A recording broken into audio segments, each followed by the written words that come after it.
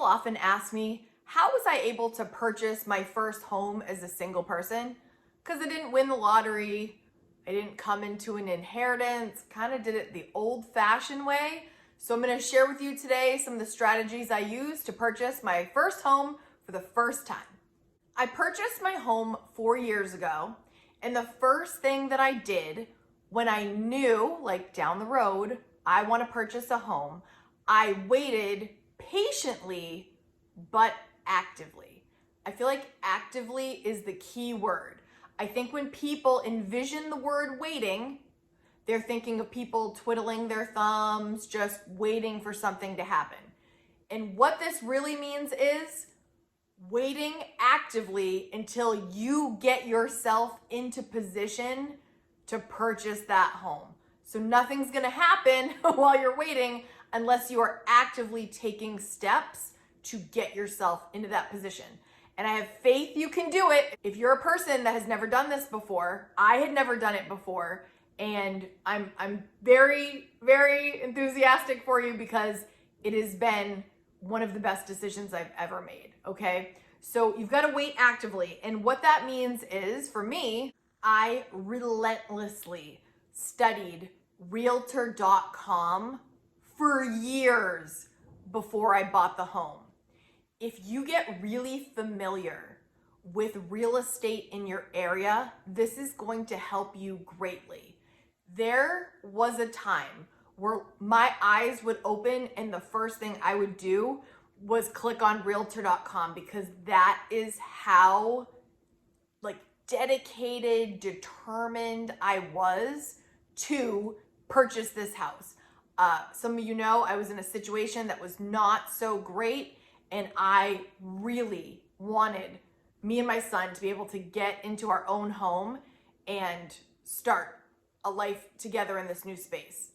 Getting really familiar with all the real estate around us made me know what's a reasonable price for a 2-bedroom, a 3-bedroom in this area. What things in the house were included in certain houses at this price point and this price point. I knew every house for sale within the Tri-City area. I knew every house, how much it cost, how many square feet it was. I mean, I could have been a realtor at that point. I was so invested in this search because I was looking for that house that was going to be our home. I was serious. So while I was actively studying what was around me, what would be available possibly, what was a good deal, what was a terrible deal, I was paying off all my debts. So I made sure I had no car payment, paid off my car. If you type in the search bar of YouTube, Kate Kaden 20,000, you will find that story of how I paid off my car ahead of time. You will also find information on the extra jobs I took on to pay off some debt. So I was very committed to paying off all debts because when you think about it, right? A house is going to be one of the biggest investments you are going to make financially ever in your life. And if you can eliminate all the extra debt, you're only going to be in that much better position and not risk putting yourself in a budget crisis if you have a lot of debt on top of this big debt that you're probably going to get. I would love it if you were able to pay for your home in full, but chances are you're going to get a loan, chances are. So if you can pay off all your other debt, no student loan, no credit card payments, no car payments, get rid of all the other debts, you are moving yourself into a position that is going to make you more stable, sleep better at night, and be able to afford this house of your dreams, whatever that looks like for you, and not stress less anyway. Next is I worked even more. That's probably not what you want to hear, but I have not had less than 3 jobs for as long as I can remember. And I know that's not for everyone. Some people are going to say, oh gosh, no, I can't do that. And I think that there's many ways to do this. Everybody's going to go about this differently. But, one way is decreasing some of your expenses, but the other way is to increase your income. And for me personally, if I hadn't done both, I wouldn't have been able to make it. What I also prioritized was building that emergency fund before I purchased the house by working more, by decreasing expenses, by having the debt paid off. So now I don't have those extra debt payments going toward debt. All that storm of activity helped save my emergency fund so that when I purchased the home, I still had this set aside for all the things. Home ownership, no matter how much you think it's gonna cost, it's gonna cost more. It's gonna cost more. Home ownership is expensive. I know you know this, or you would have already purchased your home already. It takes time, it takes patience, it takes planning, and having that emergency fund is crucial, in my opinion, before you purchase your home. How do you know when you're finally in position to make this purchase? When can you purchase this home? The key for me was creating my faux budget, my fake budget for my new dream house situation, okay? So I have my regular budget, right? I had my regular budget at my apartment that I was at, and then I made a future budget for what my budget would look like in the new home. Was power gonna be more? Was water gonna be more? Your mortgage, you guys know my mortgage is double what I was paying for rent. So I had to plan for that. Lawn care, like there's so many other things that you didn't have to think about when you're renting because your landlord took care of it. Now, no one's here to save you. It's all you, and you have to afford taking care of anything that breaks or anything that needs to be landscaped. Like now it's all you, and you're paying for everything. So creating that fake budget, that faux budget for your new scenario, again, is essential in knowing if the numbers are going to work. That was the biggest eye opener for me, plugging in those numbers, looking at my income. Did I need to increase my income? Did I need to decrease what I was spending? All the answers are right there, and it's going to be so exciting when the numbers add up and you're like, yes, it's go time, let's do this. I didn't buy more house than I could afford.